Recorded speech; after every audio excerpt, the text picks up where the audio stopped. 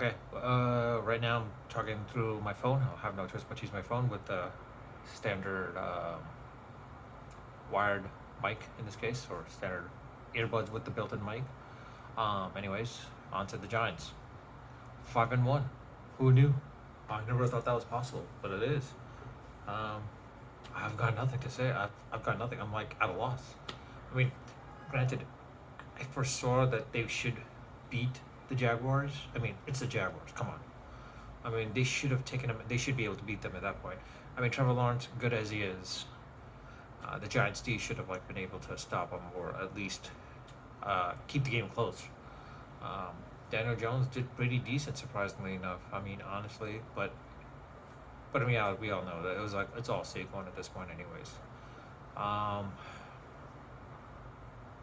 yeah, I mean, look, again, if they could finish 9-8 or 10-7, I consider that a win. To be honest with you, compared to like the past 2-3 years, 4 years for that matter, I'd consider that a win for Daboll, and Daboll should be. I want to say coach of the year, but in reality, if they're like 10-7, I don't think he's going to be the coach of the year. I think it might be. I don't know actually. You know what? It's hard to say, but if he does make them into the playoffs, if he gets the Giants into the playoffs this season. I mean, sorry, if he gets them into the playoffs this season, and happens to win the first round, or gets them past the first round or wild card round, most likely in this case, if he gets them past that wild card round, if they make the playoffs this season, that is, then he's definitely got manager of the year, coach of the year. I mean, sorry. If he doesn't, I'd be surprised. But you know what? These Giants are for real. Their defense is for real. Granted, there's no superstar name dropper that you could use in the Giants defense, like a Mika Strahan or Tuck, Umanura, or even for that matter JPP. But you know what? We have Saquon on the offensive side, but in reality, um, this defense is good enough, and if they seem like a cohesive unit, if they can still stay together, and build upon the remaining games and play the way they're playing, I think they can last into the playoffs. They can get into the playoffs. I mean, not last, but get into the playoffs. If the Giants, that is, if they are good enough to do that. It's a real shocker and surprise. Actually, I'm kind of curious to see where the Jets are at right now. Since I'm in California, I cannot see the game because I don't have New York. I'm not in the East Coast, so being YouTube saw that I was in the LA SoCal area. So,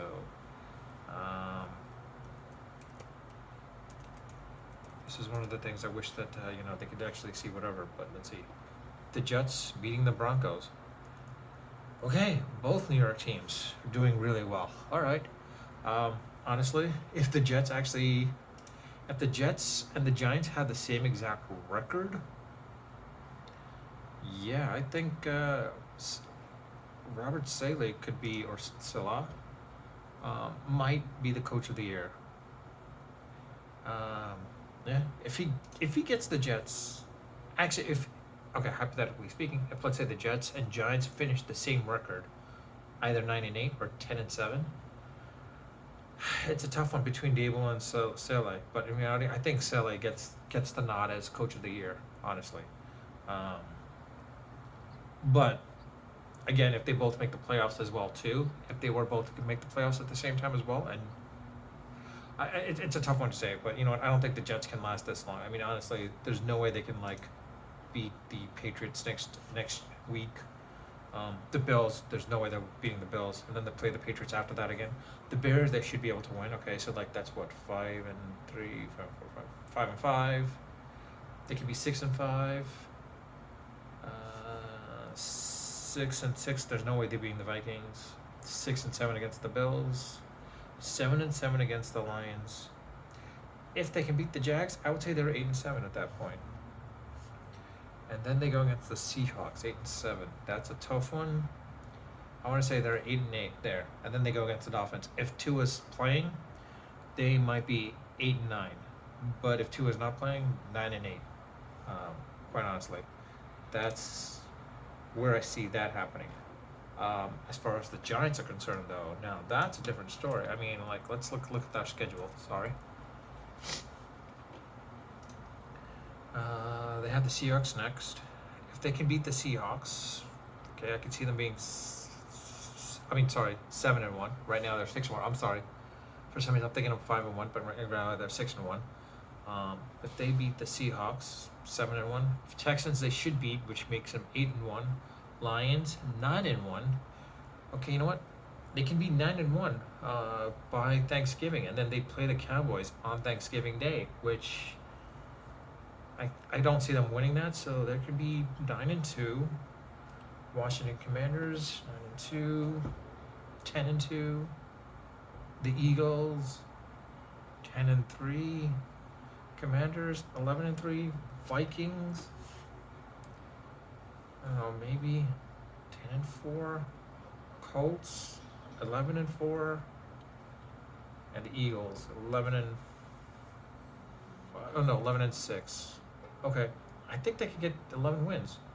7, 8, 9, 10, 11. Yeah, they should be able to get 11 wins. I think I honestly now looking at the way it is, they should get 11 wins, assuming if they beat the Seahawks next week.